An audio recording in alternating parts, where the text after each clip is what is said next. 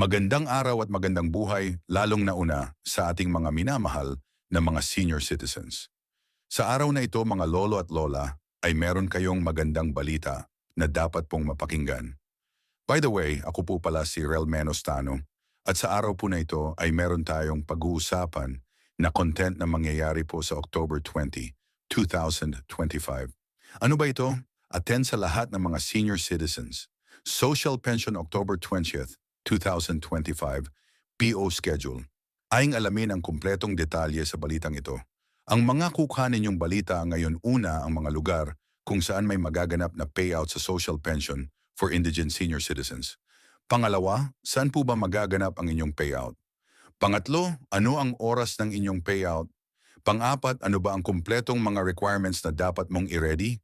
Panglima, mga kumpletong dagdag kaalaman para po sa inyo. Inaanyayahan kita na tapusin mo ang video na ito hanggang sa dulo ng sa gayon. Makuha mo ang punto ng video ko ito. At kung gusto mo ang ganitong content na pinag-uusapan ang payout ng ating mga senior citizens, ang benepisyo ng ating mga senior citizens, at iba pang bagay patungkol po sa ating mga minamahal na senior citizens, ay subscribe mo na ang aking YouTube channel. Dahil araw-araw po akong nag-a-upload ng mahalagang content para po sa ating mga minamahal na mga senior citizens. At kung gusto mo na maging updated ka sa mga videos na i-upload ko pa dito sa aking YouTube channel, ay i-bell notification mo na. Dahil kada upload ko, mano-notify ka at malalaman mo kung ano na ang magandang balita or ganap sa inyo pong payout, sa inyong mga benefits at iba pang magandang balita na para po sa inyo. At sa punto pong ito, hindi ko napapatagalin pa na pag-uusapan ng mga bagay patungkol po dito. Alint ating usap, unahin natin ang Davao City dahil sa October 20, 2025 ay meron pong magaganap na payout sa 8 cask hanggang 12 po ng tanghali. Ito po ay para sa mga unclaimed or hindi pa nakuha ng mga pensyon ng ating mga minamahal na senior citizens at inyo pong makukuha ang inyong pensyon sa District Hall, Gumamela Street, Barangay Mintal, Davao City. Ngayon naman po ay pupunta tayo sa probinsya ng Occidental Mindoro sa munisipalidad ng Santa Cruz dahil meron pong magaganap na payout sa mga senior citizens. Ang barangay pinagurilan na may 547 questioners. Ang oras po ng inyong payout ay Oyo Waya Warnetang, 11 ng umaga sa Bagong Sikat Covered Court. Ang kasunod diyan ay ang Lumang Bayan na may 170 mga pensioners. Ang oras po ng inyong payout ay magaganap sa isang hanggang traming po ng hapon. At doon lang po yan sa Lumang Bayan Elementary School ang inyo pong out venue. Ngayon po ay pupunta tayo sa Barangay Dacodo dahil meron pong magaganap na payout sa social pension for indigent senior citizens. At ito po dapat nyo po itong malaman ating pag-uusapan. Sabi dito, ang inyo pong payout ay morning lamang po. Ibig sabihin mula alas 7 o alas 8 ng umaga hanggang alas 11 ng umaga po. At pupunta po kayo sa Oscar Office of Sinan. Ito po ay para sa mga hindi pa nakuha ng mga pensyon. Sa mga hindi pa po nakakuha, pumunta lang po kayo sa na-mention ko po na lugar kung saan kayo pupunta na sa gayon, makuha nyo na po ang inyo pong payout. At kasunod po dyan ay ang munisipalidad ng Buena Vista sa probinsya na po ng Guimaras dahil meron pong magaganap na payout sa social pension for indigent senior citizens. At ito po atin pong pag-uusapan. Medyo maraming po ito sa Barangay Maclay na may 100 at siyam na pensioners. Sa Barangay Nazareth na may 130 pensioners. Ang inyo pong payout ay magaganap po sa Barangay McLean Covered Court 10 hanggang 12 ng tanghali. Sa hapon po ito, yung mga barangay New Poblacion na may 305 pensioners. Sa Barangay Dagsaan na may 88 pensioners.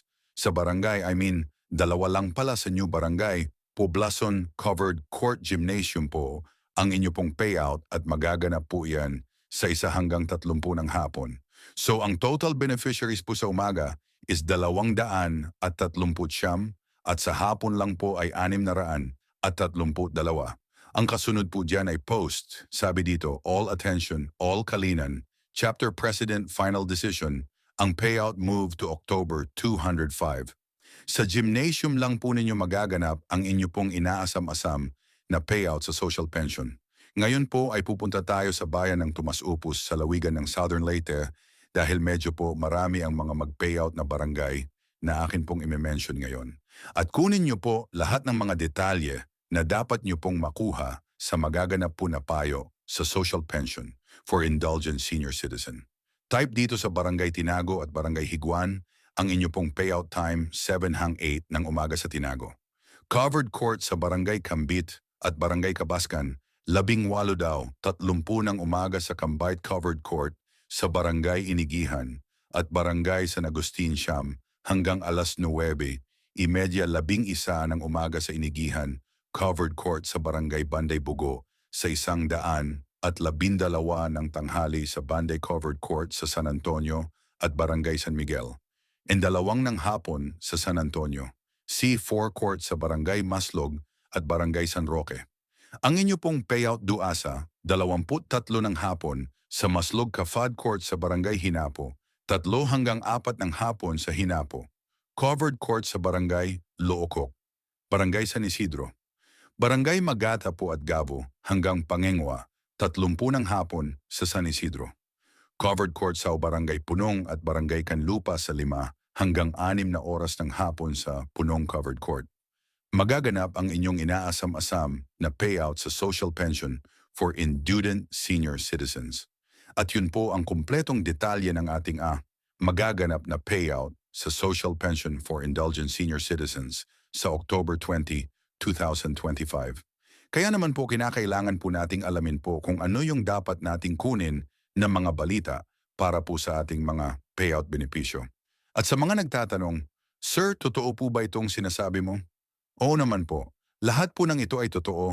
Lahat po ng ito ay mangyayari dahil ang Social Pension for Indolent Senior Citizens ay isa pong ganap na batas para po sa ating mga senior citizens na wala pong tinatanggap na pensyon, masasakitin at wala pong support galing sa kanilang pamilya at wala pong tinatanggap na sahod.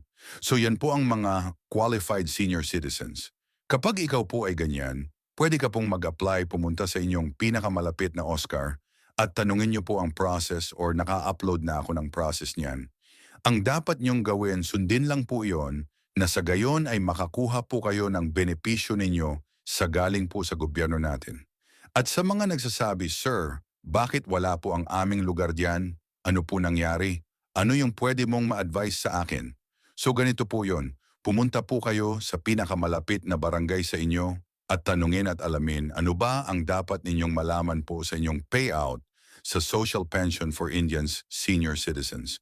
Kung may ganap na ba, kailan ba magaganap o hanggang sa gayon ay meron kayong idea kasi meron pong pamaraan ang social pension.